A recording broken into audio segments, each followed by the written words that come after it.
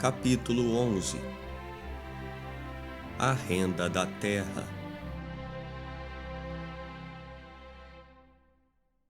A renda da terra, considerada como o preço pago pelo uso da terra, é naturalmente a maior que o arrendatário pode permitir-se pagar, nas circunstâncias efetivas da terra. Ao ajustar as cláusulas do arrendamento, o dono da terra faz o possível para deixar ao arrendatário uma parcela da produção não superior ao que é suficiente para pagar ao arrendatário o capital do qual ele fornece as sementes, paga a mão de obra, compra e mantém o gado e outros instrumentos e dispositivos agrícolas, juntamente com o lucro normal do capital empregado, segundo a taxa vigente na região. Evidentemente, isso é o mínimo com o qual o arrendatário pode contentar-se se não quiser sair perdendo no negócio. E raramente o proprietário da terra está disposto a dar-lhe mais do que isso. Toda e qualquer parcela da produção ou, o que é a mesma coisa, toda parcela do preço da produção que ultrapasse a porcentagem destinada ao arrendatário, o dono da terra naturalmente procura reservá-la para si, como sendo a renda que lhe é devida pelo uso da terra. Essa renda pleiteada pelo proprietário, naturalmente, é a máxima que o arrendatário puder pagar-lhe, nas circunstâncias concretas da terra. Por vezes, de fato, há a liberdade do proprietário, mais frequentemente a ignorância dele, o leva a contentar-se com uma parcela algo inferior a isso. Por outro lado, às vezes, embora mais raramente, a ignorância do arrendatário o faz submeter-se a pagar algo mais do que a citada porcentagem, ou a contentar-se com algo menos do que o lucro do capital a investir. Lucro esse calculado pelo índice vigente na redondeza. Entretanto, essa parcela ainda pode ser considerada como a renda natural que deriva do uso da terra, ou seja, a renda pela qual naturalmente se entende que deva ser geralmente locada à propriedade. Poder-se-ia pensar que a renda proveniente da locação da terra frequentemente não seja outra coisa senão um razoável lucro ou juros pelo capital empatado pelo dono da terra para melhorá-la. Sem dúvida, isso pode ocorrer em determinados casos, mas só em parte. O proprietário exige uma renda, mesmo pela terra em que não implantou nenhuma melhoria. E os supostos juros ou lucro sobre as despesas das melhorias constituem geralmente um acréscimo a essa renda original. Além disso, as melhorias introduzidas na terra nem sempre são feitas com o capital do proprietário, mas às vezes com o do arrendatário. No entanto, quando se renova a locação, geralmente o locador exige o mesmo aumento da renda que pleitearia no caso de todas as melhorias terem sido feitas com seu próprio capital. Por vezes, o proprietário exige renda por uma terra que simplesmente não está em condições de receber melhorias. A alga marinha é uma espécie de planta que, ao ser queimada, produz um sal alcalino, útil para fazer vidro, sabão e para várias outras finalidades. Cresce em várias regiões da Grã-Bretanha, particularmente na Escócia, somente sobre rochas banhadas pela maré alta, rochas essas que são cobertas pelo mar 2 vezes ao dia, e cujo produto, portanto, nunca foi aumentado pelo trabalho humano. No entanto, o proprietário de faixas de terra limitadas por praias de algas marinhas exige, no caso, a mesma renda que pleiteia por seus campos cerealíferos. Nas proximidades das ilhas de Shetland, quase sempre o mar tem peixes em grande abundância, que constituem grande parte da subsistência dos que ali moram. Todavia, a fim de auferir proveito desse produto da água, esses moradores precisam ter uma moradia na terra vizinha. A renda do proprietário da terra é proporcional, não àquilo que seu dono pode auferir dela, mas aquilo que o arrendatário consegue auferir, tanto da terra como da água. Essa renda é, em parte, paga com peixe do mar. Efetivamente, é nessa região que se encontra um dos poucos exemplos em que a renda da terra representa um componente do preço dessa mercadoria, o peixe. Consequentemente, a renda da terra, considerada como o preço pago pelo uso da terra, é naturalmente um preço de monopólio. De forma alguma é ela proporcional àquilo que o proprietário pode ter investido na melhoria da terra, ou aquilo que ele pode extrair dela. Mas ela é proporcional ao que o arrendatário pode pagar. Geralmente, só podem ser comercializados aqueles produtos da terra cujo preço normal é suficiente para repor o capital que deve ser empregado para colocar os produtos no mercado, juntamente com os lucros normais desse capital. Se o preço normal da mercadoria for superior a isso, a parcela excedente irá naturalmente para a renda da terra. Se o preço normal não for superior a isso, embora a mercadoria possa ser colocada no mercado, não poderá proporcionar nenhuma renda ao proprietário da terra. Quanto ao preço da mercadoria, maior ou menor, isso depende da demanda. Há certos produtos da terra para os quais a demanda deve sempre ser tal que permita um preço superior ao que é suficiente para colocá-los no mercado. E outros há para os quais a demanda pode ou não ser tal que permita esse preço mais alto. Os primeiros sempre devem proporcionar uma renda ao proprietário da terra. Os segundos, às vezes, podem proporcionar tal renda e às vezes não, conforme as circunstâncias.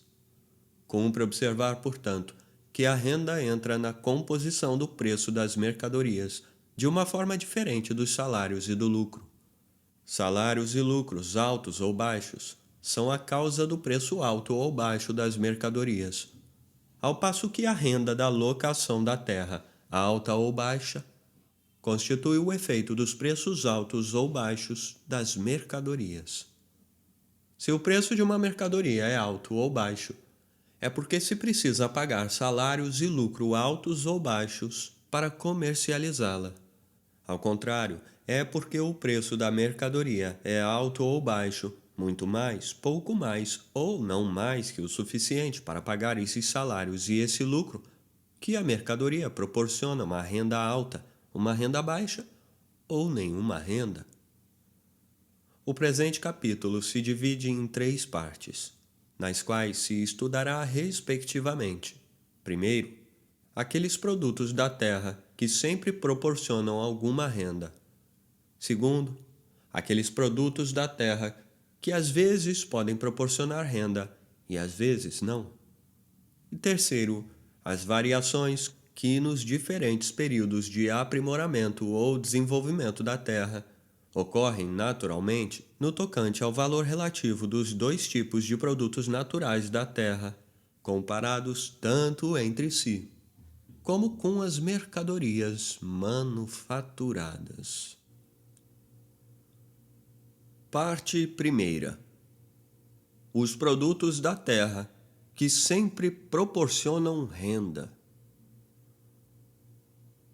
Uma vez que os homens, como todos os outros animais, se multiplicam naturalmente em proporção aos meios de sua subsistência, pode-se dizer que, basicamente, sempre há demanda de alimentos.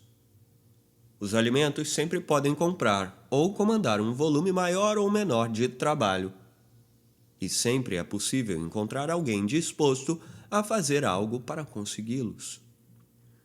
Efetivamente, o volume de trabalho que os alimentos podem comprar nem sempre é igual àquele que poderiam sustentar se geridos da maneira mais econômica, devido aos altos salários que por vezes são pagos pela mão de obra. Todavia, os alimentos sempre podem comprar ou comandar um volume tal de trabalho que possam sustentar, de acordo com a taxa pela qual esse tipo de trabalho é sustentado na região. A terra, em quase todas as situações, produz uma quantidade maior de alimentos do que o suficiente para manter toda a mão de obra necessária para colocá-los no mercado, por mais liberal que seja a remuneração paga à mão de obra.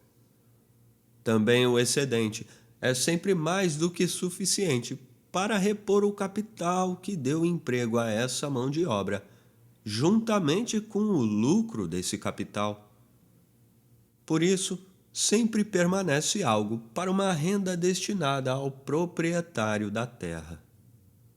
As charnecas mais desertas da Noruega e da Escócia produzem algum tipo de pastagem para o gado, cujo leite e cuja procriação são sempre mais do que suficiente, não somente para manter toda a mão de obra necessária para isso e pagar o lucro normal do arrendatário ou do dono do rebanho, mas também para proporcionar alguma renda ao dono da terra.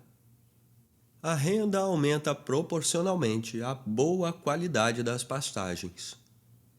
A mesma extensão de terra não somente mantém um número maior de cabeças de gado, senão que, pelo fato de esse gado ser mantido dentro de uma área menor, requer menos mão de obra para cuidar dele, para fazer a coleta do produto. O proprietário da terra ganha de duas maneiras: pelo aumento da produção e pela diminuição da mão de obra mantida com esta produção. A renda da terra varia não somente conforme a fertilidade, qualquer que seja seu produto, mas também de acordo com a sua localização, qualquer que seja a fertilidade. A propriedade localizada perto de uma cidade produz uma perda superior à que é proporcionada por uma terra da mesma fertilidade localizada no interior do país. Embora o cultivo de uma não requeira maior mão de obra ou trabalho do que o cultivo da outra, necessariamente o custo será maior no caso de ter que colocar no mercado gêneros alimentícios trazidos de uma região longínqua. Uma quantidade maior de trabalho, portanto, pode ser mantida fora dela, e o excedente do qual se tira o lucro do agricultor e a renda do proprietário deve ser diminuído. Mas nos locais distantes do país, a taxa de lucro, como já se demonstrou, geralmente é maior do que nas proximidades de uma cidade grande. Por conseguinte, será menor também a porcentagem desse excedente diminuído, que pertencerá ao dono da terra.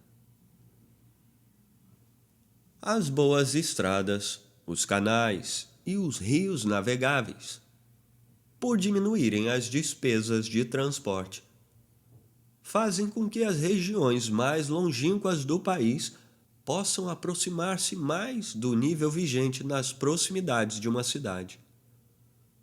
Sob esse aspecto, essas facilidades de transporte representam as maiores melhorias.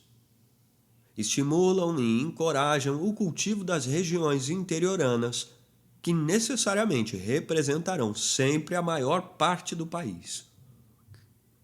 Trazem vantagem à cidade por quebrarem o monopólio do campo em suas proximidades. Acarretam vantagem até mesmo para aquela parte do campo, embora introduzam algumas mercadorias concorrentes no mercado tradicional, abrem muitos mercados novos para sua produção. Além disso, o monopólio representa um grande inimigo para a boa administração, a qual só pode ser implantada em toda parte em consequência daquela concorrência livre e geral que obriga todos a recorrerem a ela em sua própria defesa. Não faz mais de 50 anos que alguns condados perto de Londres pleitearam ao parlamento que não permitisse prolongar as grandes estradas com pedágio até os condados mais longínquos do país. Alegavam que, devido ao baixo preço da mão de obra vigente nessas regiões mais afastadas, esses condados teriam a possibilidade de vender sua forragem e seus cereais no mercado de Londres, a preço mais baixo do que em seus próprios, reduzindo com isso suas rendas e arruinando sua agricultura. No entanto, suas rendas aumentaram e sua agricultura se aprimorou desde essa época. Um campo de cereais de razoável fertilidade produz uma quantidade muito maior de alimento humano do que a melhor pastagem de igual extensão. Embora seu cultivo exija muito mais trabalho, é também muito maior o excedente que resta após repostas as sementes e mantida toda a mão de obra. Por isso, se nunca se julgasse que uma libra-peso de carne de açougue valesse mais do que uma libra de pão, esse excedente maior seria em toda parte de valor maior e constituiria um fundo maior tanto para o lucro do arrendatário quanto para a renda do proprietário. Parece ter ocorrido isso em toda parte, nos rudes primórdios da agricultura. Efetivamente, os valores relativos desses dois alimentos, o pão e a carne de açougue, diferem muito nos diversos períodos da agricultura. Nos rudes primórdios da agricultura, as regiões agrestes destituídas de qualquer melhoria, que nesse estágio ocupam a maior parte do país, estão totalmente abandonadas ao gado. Há mais carne de açougue do que pão, e por isso é em torno do pão que encontramos a maior concorrência, o que faz subir seu preço. Segundo o LOA, em Buenos Aires, há 40 ou 50 anos, o preço normal de um boi escolhido num rebanho de 200 ou 300 cabeças era de R$4, ou seja, 21 pence e meio esterlino. O LOA não diz nada sobre o preço do pão, provavelmente porque não havia notado nada de especial quanto a isso. Diz ele que um boi em Buenos Aires custava pouco mais do que o trabalho de pegá-lo no pasto. Ao contrário, em toda parte o cultivo do trigo requer muito trabalho. E num país localizado na região do Rio da Prata, naquela época o caminho direto da Europa para as minas de prata de Potosí, o preço da mão de obra em dinheiro não podia ser muito baixo. É diferente quando o cultivo de cereais cobre a maior parte do país. Nesse caso, há mais pão do que carne de açougue. A concorrência concentra-se na carne, sendo que então o preço dela ultrapassa o do pão. Além disso, à medida que o cultivo se amplia, as regiões agrestes, sem melhorias, tornam-se insuficientes para suprir a demanda de carne de açougue. Grande parte das terras cultivadas precisa ser utilizada para criar e engordar gado, cujo preço, portanto, deve ser suficiente para pagar não somente a mão de obra exigida, mas também a renda que teria o dono da terra e o lucro que teria o locatário utilizando a terra para cultivo. O gado criado nas charnecas menos cultivadas, ao ser colocado no mercado, é vendido ao mesmo preço que o gado criado nas terras mais cuidadas, se seu peso e a qualidade forem os mesmos. Os proprietários dessas charnecas tiram proveito disso e oferem a renda de sua terra em proporção com o preço de seu gado. Não faz mais de um século que nas regiões montanhosas da Escócia, a carne de açougue era tão barata, ou até mais barata, que o próprio pão feito de farinha de aveia. A União abriu o mercado da Inglaterra ao gado das montanhas escocesas. Nota: Adam Smith se refere à formação do Reino Unido em 1707, quando a Escócia se ligou à Inglaterra. Fim da nota. A União abriu o mercado da Inglaterra ao gado das montanhas escocesas. Seu preço comum hoje é aproximadamente 3 vezes superior ao do início do século, sendo que as rendas de muitas propriedades das montanhas triplicam ou quadruplicam no mesmo espaço de tempo. Atualmente, quase em toda a Grã-Bretanha, uma libra-peso da melhor carne de açougue vale geralmente mais do que 2 libras-peso do melhor pão branco. E em anos de abundância, vale às vezes 3 ou 4 libras-peso. É assim que, com a continuidade dos melhoramentos, a renda e o lucro das pastagens não melhoradas vêm a ser regulados, até certo ponto, pela renda e pelo lucro daquelas que tiveram melhoria. E em ambos os casos, pela renda e pelo lucro dos trigais. O trigo se colhe uma vez por ano. A carne de açougue é um produto que requer para seu aproveitamento 4 ou 5 anos. Já que, portanto, um acre de terra produzirá uma quantidade muito menor de um tipo de alimento do que do outro, a inferioridade da quantidade deve ser compensada pela superioridade do preço. Se fosse mais do que compensada, seria maior a quantidade de terras para trigo, que se transformaria em pastagem.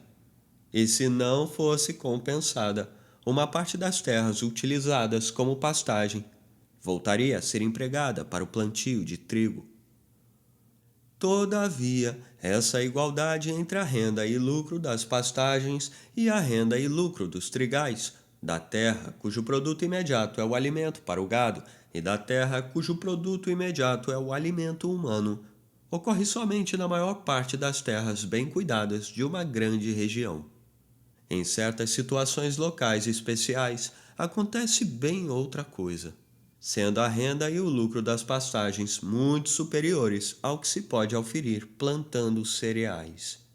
Assim, nas redondezas de uma cidade grande, a demanda de leite e de forragem para cavalos frequentemente contribui, juntamente com o alto preço da carne de açougue, para elevar o preço da forragem acima daquilo que se pode chamar de sua proporção natural ao valor do trigo.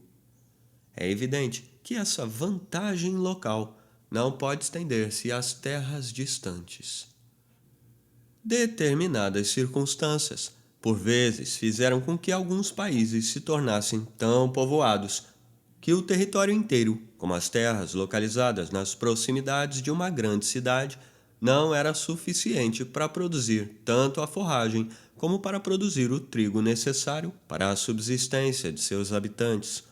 Por esta razão, suas terras eram empregadas, sobretudo na produção de forragem, a mercadoria mais volumosa, que além disso não se pode facilmente fazer vir de grandes distâncias, sendo que os cereais, alimentos da grande parte do povo, eram importados de países estrangeiros. A Holanda está hoje nessa situação, sendo que também uma parte considerável da antiga Itália parece ter estado nessa situação durante a época de prosperidade dos romanos. Segundo nos refere Cícero, o velho Catão dizia que dar boas pastagens para o gado era a primeira coisa e a mais rentável na administração de uma propriedade particular. Dar pastagens razoáveis ao gado era a segunda, e dar más pastagens era a terceira. Arar a terra para ele estava apenas em quarto lugar, no tocante ao lucro e às vantagens. Efetivamente, na parte da antiga Itália localizada nas proximidades de Roma, o cultivo da terra parece ter sido muito pouco estimulado pelas distribuições de trigo feitas com frequência ao povo, gratuitamente ou a preço extremamente baixo. Esse trigo era trazido das províncias conquistadas, dentre as quais, ao invés de pagar impostos, muitas eram obrigadas a fornecer à República de Roma 1/10 de sua produção a um determinado preço, aproximadamente 6 pence por selamim.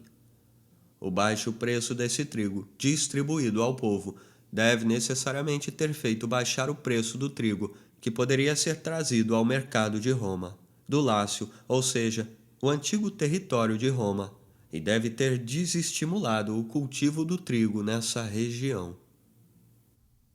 Além disso, em um país aberto, cujo produto principal é o trigo, uma área bem delimitada e cercada de pastagem, muitas vezes produzirá mais do que qualquer campo de trigo das proximidades.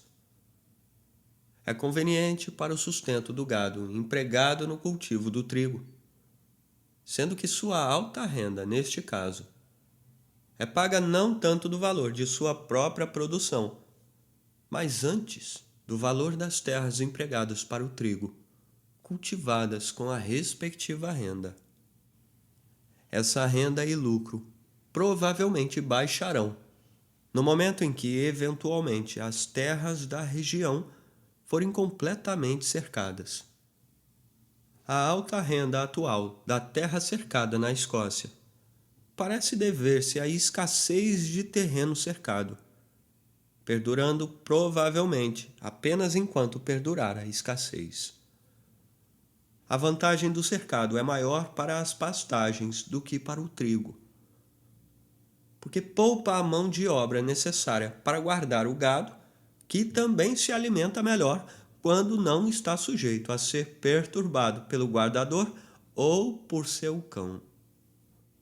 Entretanto, onde não existe uma vantagem local desse tipo, a renda e o lucro do trigo ou de qualquer outro alimento vegetal comum do povo deve naturalmente regular a renda e o lucro das pastagens na terra que seja adequada para a produção de trigo.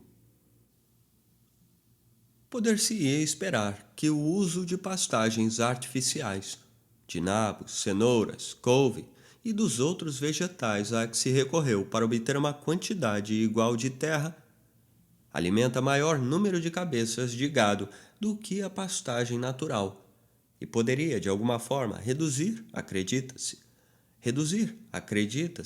a superioridade que em uma região melhorada o preço da carne de açougue tem naturalmente em relação ao do pão. Efetivamente, parece que isso tem ocorrido, havendo até certo ponto motivos para crer que, ao menos no mercado londrino, o preço da carne de açougue, em proporção com o preço do pão, é hoje bastante mais baixo do que era no início do século passado. No apêndice A Vida do Príncipe Henrique, o Dr. Beard nos deixou um relato sobre os preços da carne de açougue comumente pagos por esse príncipe. O relato diz que 4 quartos de um boi, pesando 600 libras, normalmente lhe custavam 9 libras esterlinas e 10 shillings, ou aproximadamente isso, ou seja, 31 shillings e 8 pence por 100 libras peso. O príncipe Henrique morreu a 6 de novembro de 1612, com 19 anos de idade. Em março de 1763, houve uma investigação do parlamento sobre as causas do alto preço dos mantimentos na época.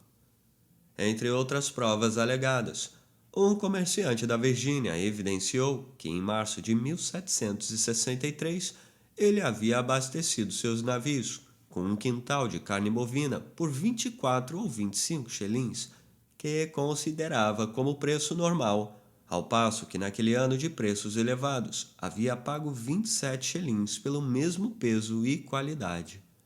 Entretanto, esse alto preço em 1764 é 4 shillings e 8 pence mais barato do que o preço normal pago pelo príncipe Henrique, devendo-se, aliás, observar que somente a carne bovina de melhor qualidade pode ser salgada para viagens tão longas. O preço pago pelo príncipe Henrique é de 3,8 pence por libra-peso, de toda a carcaça, englobando as partes melhores e as piores do boi. E a essa taxa, as partes melhores não podiam ter sido vendidas no varejo por menos do que 4,5 ou 5 pence por libra-peso. No inquérito parlamentar de 1764, as testemunhas constataram que o preço das melhores carnes bovinas para o consumidor era 4,1 pence por libra-peso, sendo que o preço das carnes inferiores, em geral, era de 7 farthings, até 2,5 e 2,75 pence. E esse preço, no dizer das testemunhas, geralmente era meio penny mais caro do que o preço no mesmo tipo de carne vendida no mês de março. Mas mesmo esse preço alto é ainda bastante mais barato do que bem podemos supor haver sido o preço vigente ao tempo do príncipe Henrique. Durante os 12 primeiros anos do século passado, o preço médio do melhor trigo no mercado de Windsor era de 1 libra e 18 shillings e 3,1 pence. Isso pelo quarter de 9 bushels de Winchester. Mas nos 12 anos anteriores a 1764, incluindo aquele ano, O preço médio da mesma medida do melhor trigo no mesmo mercado era de 2 libras, 1 shilling e 9,5 pence. Portanto, nos 12 primeiros anos do século passado, o trigo parece ter sido bem mais barato e a carne de açougue bem mais cara do que nos 12 anos anteriores a 1764, incluindo aquele ano. Em todos os grandes países, a maior parte das terras cultivadas é empregada para produzir alimento humano ou alimento para o gado. A renda e o lucro dessas terras determinam a renda e o lucro de todas as outras terras cultivadas. Se um determinado produto proporcionasse renda e lucro menor, a terra seria logo utilizada para trigo ou pastagem. E se outro proporcionasse renda e lucro maior, parte das terras de trigo ou de pastagem seria logo empregada para plantar aquele produto respectivo. Com efeito, os produtos que exigem uma despesa inicial maior de aprimoramento da terra ou uma despesa anual maior para o cultivo, a fim de preparar a terra para esses produtos, geralmente parecem proporcionar uma renda maior do que o trigo ou as pastagens, no primeiro caso, ou um lucro maior do que o trigo ou as pastagens, no segundo caso. Entretanto, raramente essa superioridade representará mais do que os juros ou uma compensação razoável por essa despesa superior.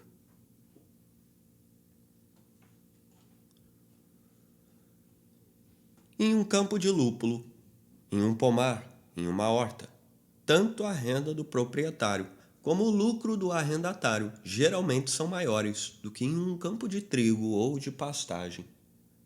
Mas é maior a despesa que se requer para preparar a terra para esses tipos de cultivo. Em consequência, o proprietário da terra precisa oferir uma renda maior. Além disso, faz-se mister também uma administração mais atenta e mais habilidosa, razão pela qual também o lucro a ser auferido pelo arrendatário deverá ser maior. Também a colheita, ao menos no tocante ao lúpulo e às frutas, é mais precária. Portanto, o seu preço, além de compensar todas as perdas ocasionadas, deve proporcionar algo semelhante ao lucro do seguro.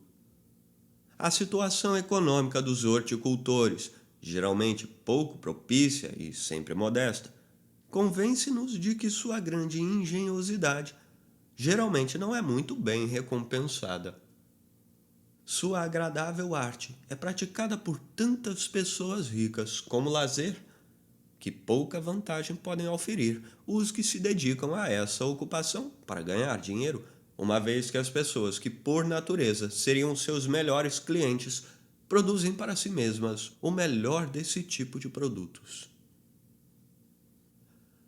Ao que parece, a vantagem oferida de tais melhorias pelo dono da terra nunca foi maior do que o suficiente para compensar as despesas originais para implantá-las. Na agricultura antiga, depois dos vinhedos, uma horta bem irrigada parece ter sido a parte da propriedade que supostamente dava produtos mais valiosos.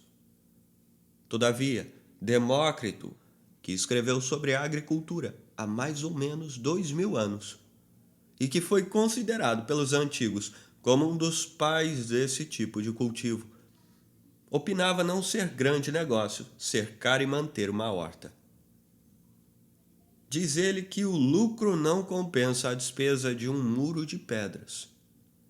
Além disso, os tijolos, dizia ele, suponho eu, tijolos cozidos ao sol, se estragavam com a chuva e as intempéries do inverno, exigindo reparos contínuos. Columela, que divulga esse parecer de Demócrito, não o contesta, mas propõe um método muito simples para cercado, com uma cerca de sarça e urzes, a qual, baseando-se em sua experiência, afirma ser uma cerca duradoura e intransponível. Mas esse método não era conhecido na época de Demócrito, ao que parece. Palladio adota a opinião de Columela, a qual já antes havia sido recomendada por Varrão. No parecer desses antigos promotores de melhorias, parece que a produção de uma horta era pouco mais do que o suficiente para cobrir a cultura extraordinária e a despesa da irrigação, pois em países tão ensolarados se considerava apropriado, tanto naquela época como hoje, ter o controle de uma corrente d'água que pudesse ser conduzida a todos os recantos da horta. Na maior parte da Europa, supõe-se atualmente que uma horta não merece uma cerca melhor do que a recomendada por Columela. Na Grã-Bretanha e em alguns outros países do norte, não se consegue obter os melhores resultados com perfeição, a não ser com a ajuda de muros. Por isso, nesses países, o preço dos produtos deve ser suficiente para pagar a despesa da construção e da manutenção desses muros. Com frequência, um muro do pomar rodeia a horta, a qual dessa forma desfruta do benefício de uma cerca que sua própria produção raramente seria capaz de pagar. Que os vinhedos, quando devidamente plantados e mantidos à perfeição, representavam a parte mais valiosa da propriedade rural, parece ter sido uma máxima pacificamente aceita na agricultura antiga. O mesmo ocorrendo hoje em todos os países produtores de vinho. Todavia, Columela nos diz que os antigos agricultores italianos discutiam sobre se era vantajoso plantar um vinhedo novo. Ele se decide a favor da viticultura, na qualidade de um verdadeiro amante de todas as culturas curiosas, e procura demonstrar, confrontando o lucro com a despesa, que se tratava de um investimento altamente vantajoso. Todavia, tais comparações entre o lucro e a despesa de projetos novos são geralmente muito enganosas, sobretudo na agricultura. Se os ganhos auferidos efetivamente com tais plantações tivessem sido geralmente tão grandes como ele imaginava, não poderia ter havido controvérsia sobre o assunto. Ainda hoje trata-se de matéria muitas vezes controvertida nos países produtores de vinho. Na realidade, os autores que nesses países escrevem sobre a agricultura, bem como os amantes e promotores dessa cultura, parecem em geral inclinados a apoiar a tese de Columela a favor da viticultura. Na França, a preocupação dos proprietários dos vinhedos velhos em evitar o plantio de novos parece favorecer essa opinião, indicando também uma consciência naqueles que devem ter a devida experiência de que este tipo de cultura é, no momento, no respectivo país, mais rentável do que qualquer outra. Todavia, ao mesmo tempo, parece indicar uma outra tese, isto é, de que o lucro maior só poderá durar enquanto durarem as leis que atualmente restringem a liberdade na viticultura. Em 1731, obtiveram uma determinação do Conselho de Ministros, proibindo tanto o plantio de novos vinhedos como a renovação dos velhos, cujo cultivo estivesse interrompido por 2 anos, sem uma permissão específica do rei, a ser concedida somente em consequência de uma informação do intendente da província, atestando que havia examinado a terra e a considerara inapta para qualquer outro tipo de cultura. A alegação desse regulamento era a escassez de trigo e de pastagens e a superabundância de vinho. Mas se essa superabundância tivesse sido real, ela teria, sem nenhuma intervenção do Conselho, efetivamente impedido a plantação de novos vinhedos, através da redução dos lucros desse tipo de cultura abaixo de sua taxa natural em relação ao trigo e às pastagens.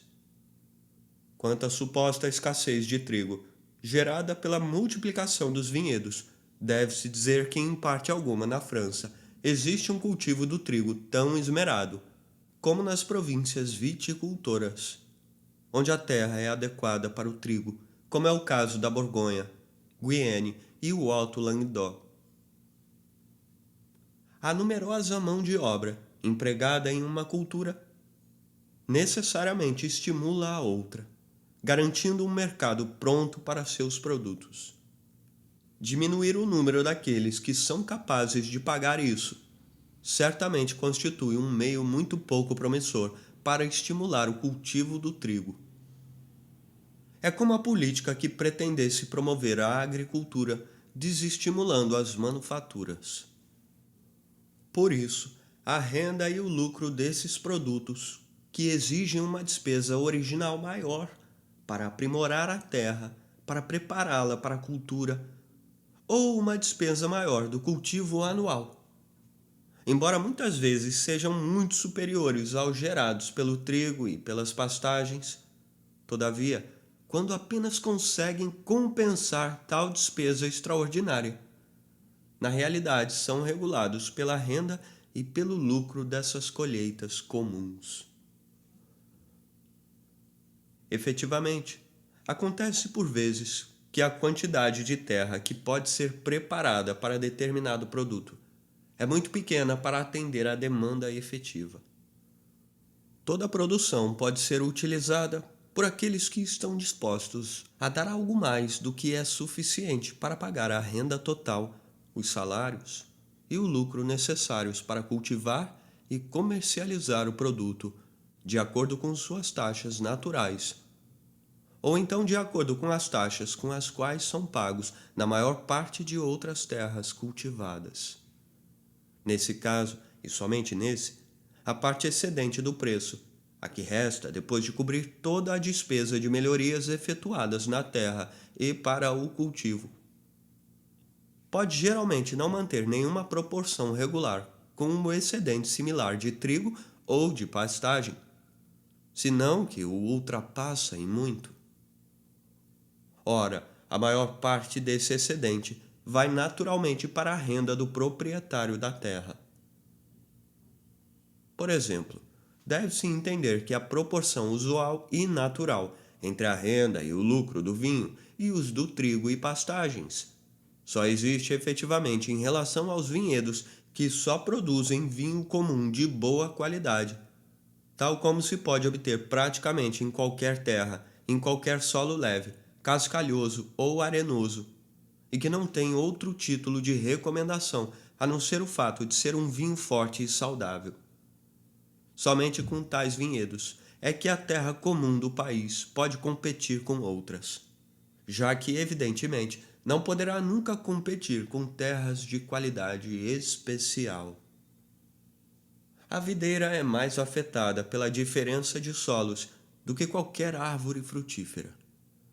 Em certos tipos de solo, a uva produzida apresenta um gosto que supostamente nenhum cultivo ou habilidade é capaz de igualar em nenhum outro solo. Esse sabor, real ou imaginário, às vezes é específico à produção de alguns vinhedos, às vezes estende-se à maior parte de um pequeno distrito e às vezes estende-se a uma parte considerável de uma grande província. Toda a quantidade de tais vinhos que se colocar no mercado é insuficiente para atender à demanda efetiva, ou seja, a demanda daqueles que estariam dispostos a pagar toda a renda, o lucro e os salários necessários para comercializar tais vinhos, de acordo com a taxa normal, ou seja, de acordo com a taxa pela qual são pagos nos vinhedos comuns. Portanto, pode-se vender toda a quantidade produzida àqueles que estão dispostos a pagar mais, o que necessariamente eleva o preço acima dos vinhos comuns. A diferença de preço é maior ou menor, conforme o prestígio ou a escassez do vinho fizerem com que os concorrentes à compra sejam mais ou menos afoitos. Qualquer que seja o preço, é certo que a maior parcela dele vai para a renda do proprietário da terra. Pois, embora tais vinhedos geralmente sejam cultivados com mais cuidado do que a maior parte dos demais, o alto preço do vinho não parece ser tanto o efeito, mas antes a causa desse cultivo esmerado. em se tratando de um produto tão valioso, a perda provocada pela negligência é tão grande que mesmo os mais descuidados se sentem obrigados a esmerar-se. Por isso, uma pequena parcela desse preço é suficiente para pagar os salários da mão de obra extraordinária empregada em seu cultivo, bem como o lucro do capital extraordinário que é necessário para manter em ação essa mão de obra. A esses vinhedos preciosos podem ser comparadas às colônias açucareiras dominadas pelas nações europeias nas Índias Ocidentais. A produção total dessas colônias é insuficiente para atender à demanda efetiva europeia, e dela podem dispor aqueles que podem dar mais do que o suficiente para cobrir toda a renda, o lucro e os salários necessários para cultivar e comercializar esse açúcar, segundo a taxa a qual os preços são normalmente pagos por qualquer outro produto. Na Conchinchina, o açúcar branco da melhor qualidade é vendido por 3 piastras o quintal, aproximadamente 13 shillings e 6 pence em nosso dinheiro, conforme nos diz o Sr. Poivre, um observador muito atento da agricultura daquele país. O que lá se denomina quintal pesa de 150 a 200 libras parisienses, ou seja, em média 175 libras francesas, o que reduz o preço das 100 libras peso inglesas a aproximadamente 8 shillings, que não corresponde sequer à quarta parte do que comumente se paga pelo açúcar castanho ou pelo mascavo importado de nossas colônias, e nem sequer a sexta parte do que se paga pelo açúcar branco da melhor qualidade. A maior parte das terras cultiváveis da Cochinchina são empregadas para produzir trigo e arroz, o alimento básico da população. Provavelmente nesse país, os preços respectivos do trigo, do arroz e do açúcar estão em sua proporção natural, ou seja, aquela que ocorre naturalmente nas diferentes safras da maior parte da terra cultivada e que remunera o dono da terra e o arrendatário com a exatidão de cálculo possível, de acordo com o que é geralmente a despesa original das melhorias da terra e a despesa anual do cultivo. Entretanto, em nossas colônias açucareiras, o preço do açúcar não tem essa proporção com o preço da produção de um arrozal ou de um trigal na Europa ou na América.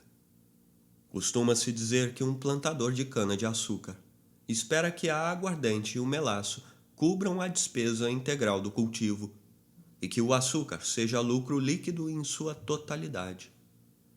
Se isto for verdade, pois não pretendo afirmá-lo taxativamente, é como se um cultivador de trigo esperasse custear as despesas do seu cultivo com o debulho e a palha, e que o grão constituísse um lucro total. Com frequência, vemos sociedades de comerciantes em Londres e em outras cidades comerciais comprarem terras devolutas em nossas colônias açucareiras. Terras essas que esperam melhorar e cultivar com lucro através de seus feitores e representantes.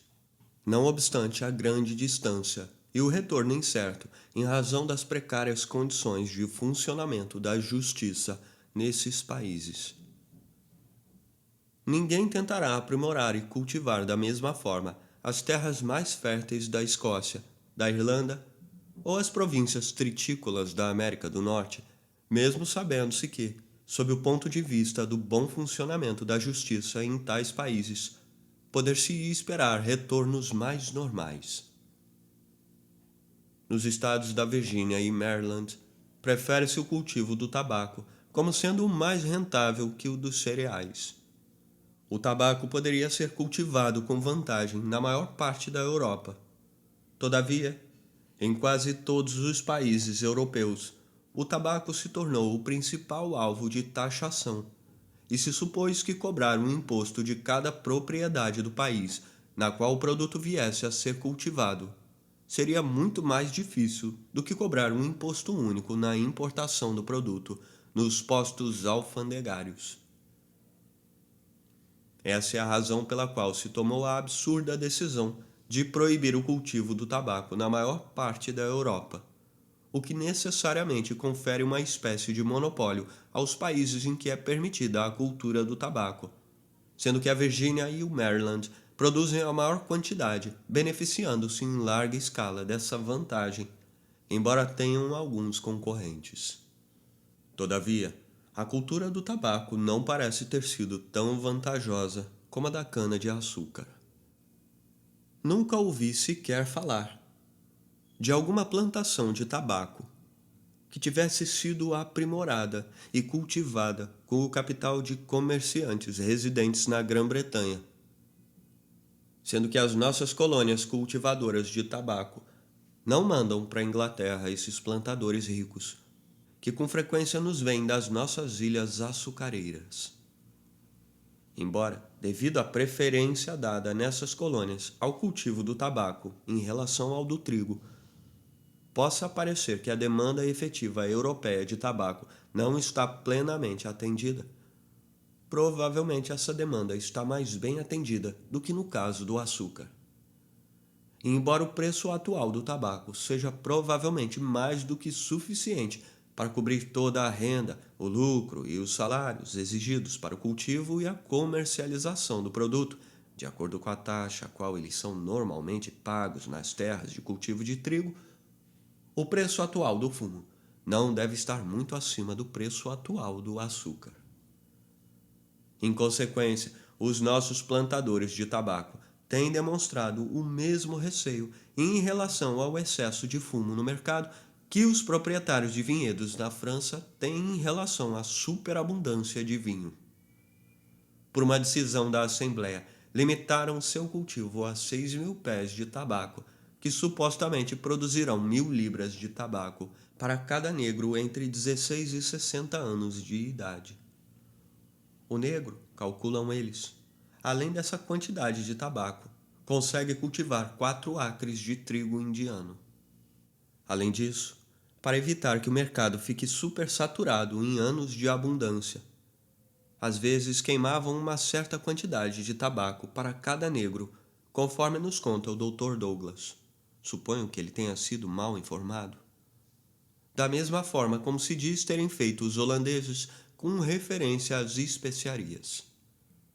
Se há efetivamente a necessidade de recorrer a tais métodos violentos para manter o atual alto preço do tabaco, a maior vantagem dessa cultura em relação ao cultivo do trigo, se é que ainda existe, provavelmente não terá longa duração. É dessa maneira que a renda da terra cultivada, na qual se produz alimentos para o homem, regula a renda da maior parte das outras terras cultivadas. Nenhum produto específico pode proporcionar uma renda inferior a essa, pois se tal acontecer, a terra seria imediatamente empregada para outro tipo de cultura. E se algum tipo de cultura produzir uma renda superior à do cultivo de alimentos humanos, é porque a quantidade de terra que pode ser preparada para esse fim será muito pequena para atender à demanda efetiva desse produto. Na Europa, o trigo é o produto principal da terra, que serve imediatamente como alimento humano. Excetuadas certas situações específicas, é a renda da triticultura na Europa que regula a renda de todas as outras terras cultivadas. A Grã-Bretanha não precisa invejar nem os vinhedos da França, nem os olivais da Itália. Exceto em determinadas situações, o valor desses é regulado pelo valor do trigo, no qual a fertilidade da Grã-Bretanha não é muito inferior à desses dois países. Se em algum país o alimento vegetal normal e favorito da população fosse tirado de uma planta cuja terra mais comum, com o mesmo ou mais ou menos o mesmo cultivo, produzisse uma quantidade muito maior do que a produzida pela terra mais fértil para o trigo, seria necessariamente muito maior a renda do proprietário, ou seja, a quantidade excedente de alimento que restaria para o arrendatário após pagar a mão de obra e repor o capital do proprietário juntamente com os lucros normais deste. Qualquer que fosse a taxa normal pela qual esta mão de obra fosse remunerada no respectivo país, esse excedente maior sempre poderia manter um contingente maior de mão de obra e, consequentemente, possibilitaria ao dono da terra a compra de um contingente maior de trabalho. Necessariamente seriam muito maiores o valor real de sua renda, seu poder e autoridade reais, seu controle sobre os artigos necessários e convenientes para a vida, que o trabalho de outras pessoas poderia proporcionar-lhe. Um arrozal produz uma quantidade maior de alimento que o mais fértil campo de trigo. Com efeito, segundo se afirma, a produção normal de 1 acre de terra de arroz dá 2 colheitas por ano, com a produção de 30 a 60 bushels cada uma. Bushels, nota, medida inglesa de capacidade para cereais, equivalente a 36,36 litros. Fim da nota. Embora, portanto, o cultivo do arroz requeira mais trabalho, é muito maior seu excedente depois de paga toda essa mão de obra. Por isso, nos países cultivadores de arroz, em que este é o alimento vegetal comum e favorito da população, e onde os cultivadores se mantêm sobretudo com o arroz, o proprietário da terra deverá obter uma parcela maior desse excedente maior do que nos países que se dedicam à triticultura. Na Carolina, onde, como em outras colônias britânicas, os plantadores são ao mesmo tempo os proprietários da terra e os cultivadores, e onde, portanto, a renda se confunde com o lucro, o cultivo do arroz se mostra mais rendoso do que o do trigo, ainda que os arrozais produzam apenas uma colheita anual. E embora, devido à prevalência dos costumes europeus, o arroz não seja naquele país o alimento vegetal comum e favorito da população. Um bom arrozal é um pantanal em todas as estações do ano. E em uma das estações é um pantanal coberto de água. Ele não é adequado nem para o cultivo do trigo, nem para pastagens ou vinhedos, nem, na realidade, para qualquer outro produto vegetal de grande utilidade para o homem. Em contrapartida, as terras adequadas para esses produtos não o são para o cultivo do arroz. Por isso, mesmo nos países cultivadores de arroz, a renda proporcionada pelas terras de arroz não pode determinar a renda de outras terras de cultivo, as quais nunca poderão ser empregadas para o cultivo de arroz. O alimento produzido por um campo de batatas não é inferior em quantidade ao produzido por um arrozal, e é muito superior ao que é produzido por uma plantação de trigo. 12.000 libras-peso de batatas produzidas por um acre de terra, tão normal como uma produção de 2.000 libras-peso de trigo. Com efeito, a comida ou o alimento sólido que se pode extrair dessas duas plantas de forma alguma é proporcional a seu peso, devido à natureza aquosa das batatas. Supondo, porém, que a metade do peso dessa raiz é constituída de água, margem muito grande, temos que um acre de batatas ainda produz 6.000 libras-peso de alimento sólido, ou seja, 3 vezes a quantidade produzida por um acre de trigo. O cultivo de um acre de batatas acarreta uma despesa inferior à de um acre de trigo, já que o alqueire, que geralmente precede a semeadura do trigo, mais do que compensa o lavrar da terra e outros cuidados sempre indispensáveis para o cultivo da batata. Se algum dia essa planta tuberosa viesse a se tornar em alguma região da Europa, como o arroz em alguns países, o alimento vegetal comum e favorito da população, de maneira a ocupar a mesma proporção de terra agriculturável que é ocupada atualmente pelos cereais para a alimentação humana. A mesma quantidade de terra cultivada manteria um número muito maior de pessoas e, alimentando-se geralmente os trabalhadores com batatas, sobraria um excedente maior após repor todo o capital e pagar toda a mão de obra empregada no cultivo. Maior seria também a parcela desse excedente que pertenceria ao dono da terra. A população se tornaria mais densa e as rendas aumentariam muito mais do que atualmente.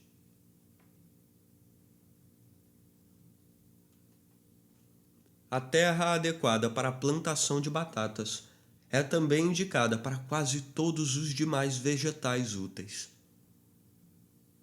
Se a cultura de batatas ocupasse a mesma proporção de terra cultivada que o trigo ocupa no momento, regularia da mesma forma a renda da maior parte das outras terras cultivadas.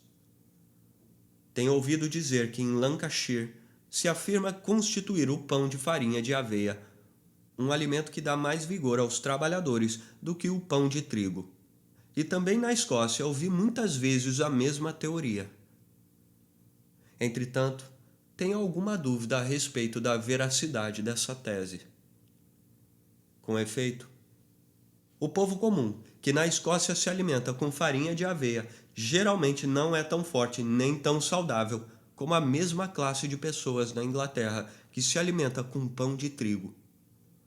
Nem o trabalho deles é da mesma qualidade, nem a sua aparência é tão boa. E já que não existe a mesma diferença entre as pessoas de posição nos dois países, a experiência parece mostrar que o alimento do povo comum da Escócia não é tão adequado à constituição humana como o de seus vizinhos da mesma condição na Inglaterra. Entretanto, não parece ocorrer a mesma coisa com as batatas. Os carregadores de cadeirinhas, os carregadores e os transportadores de carvão de Londres, bem como essas infelizes mulheres que vivem da prostituição, talvez os homens mais fortes e as mais lindas mulheres dos domínios britânicos, que geralmente se alimentam de batatas, são considerados em sua maior parte como pertencentes à mais baixa categoria da população da Irlanda. Nenhum alimento oferece uma demonstração mais concludente de sua qualidade nutritiva ou de ser especialmente adequado à constituição humana. É difícil conservar batatas durante todo o ano e impossível estocá-las, como se faz com o trigo, por 2 ou 3 anos sucessivos. O medo de não se conseguir vendê-las antes de apodrecerem desestimula o seu cultivo, constituindo talvez esse o obstáculo principal para que a batata se torne um dia, em algum grande país, o alimento vegetal básico de todas as classes da população, como ocorre com o trigo.